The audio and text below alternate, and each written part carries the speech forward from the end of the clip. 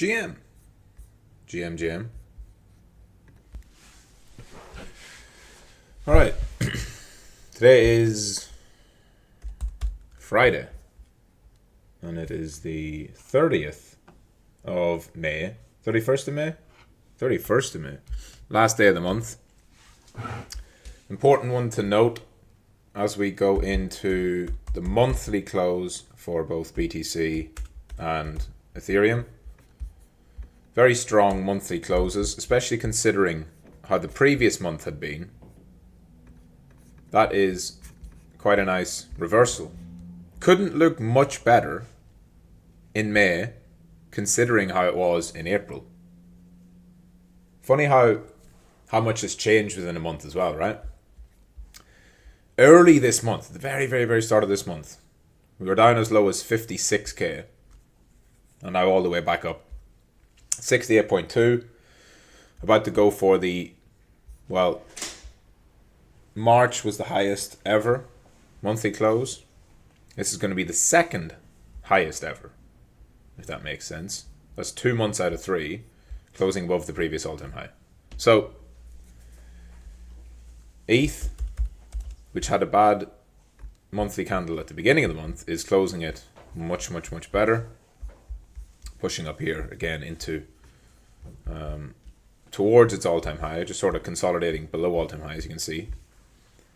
And to be honest, I would expect to see immediate continuation in the following month, typically. If you remember from the crossover stream that I did with Professor Ayush, he talked about this.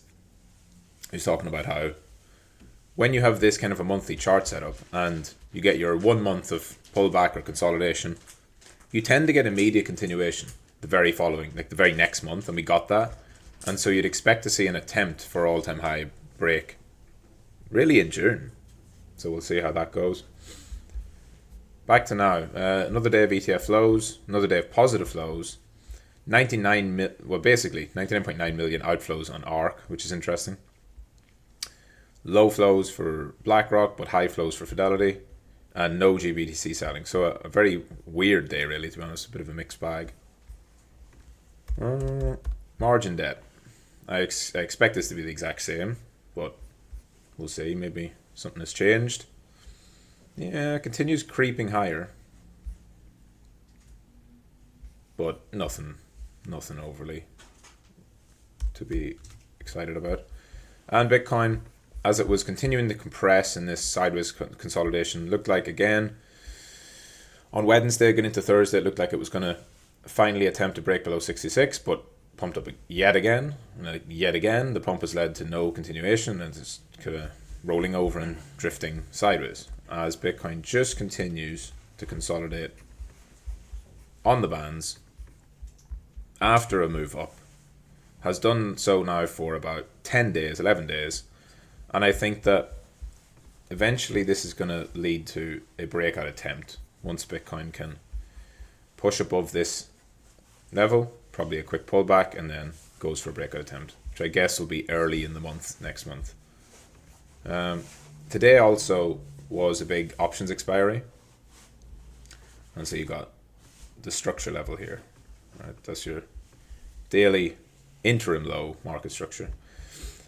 Today was also an options expiry, which we just had at 8 a.m., so about less than an hour ago. And it closed at basically 68. 65 and 70 would be the main levels. And I mentioned this, I think, last week or whenever I was doing a video.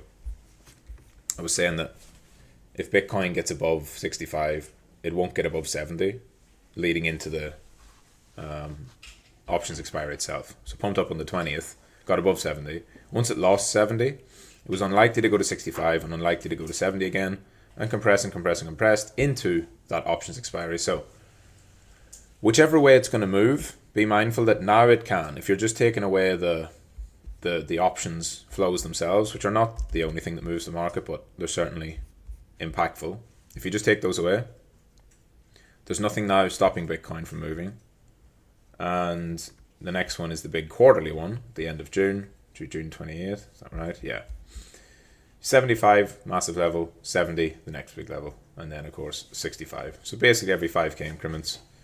But you're looking at 75 to act as a magnet if it gets above 70. So I think if Bitcoin gets above 70 going into June, it gets to 75 pretty quickly. From there, if it can get above 75, that's when you'll see a massive short covering rally. Getting above 75 is where the big move can begin. Don't know if that's going to happen in summer. Maybe we'll get the low volatility, but who knows.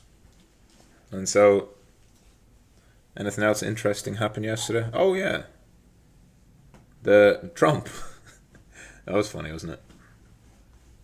Especially seeing Tate's reactions on the emergency meeting was hilarious. So what can you say? I'll keep it specific to the market. So obviously Trump got found guilty, and I haven't read through much of it. I was out at dinner when it all happened. But they found him guilty on whatever 34 charges or 34 counts, and you see the Trump coin, the reaction initially, both directions, big dump, big pump, and it continues this sort of choppy grind higher that I talked about on Altcoin stream yesterday. Bowden, as obviously it's a politically motivated move. Bowden tried to pump up, came all the way back down.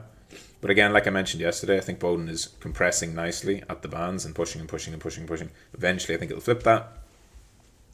And this is all just going to make the election even more divisive and even more relevant in terms of people's attention. Is he going to end up in prison? I mean, I don't know. But the people who think that this means he's lost somehow really don't understand how attention works. This has just made him bigger than ever. Go on Twitter and you'll see all the people who formerly didn't support him coming out and openly supporting him. His campaign donation website crashed, so it seems like this is playing perfectly into his hands, to be honest. So we'll see. We'll see how America goes with imprisoning political rivals. It's an interesting thing to do in a free country, but we'll see what happens. Should be fun. Should be interesting. Probably going to see a lot of stuff coming out in the next few days about that, and it'll probably have an effect on the market because obviously Trump just went fully pro-crypto like last week, and then suddenly this happens. So Bitcoin didn't really move much. A little move yesterday, but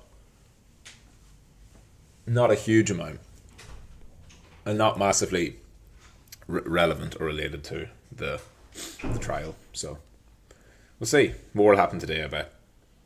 Going into Friday, going into the end of the month, be mindful for trading on that. And I'll talk about that in Trade of the Day, about how to set up the next month's trades.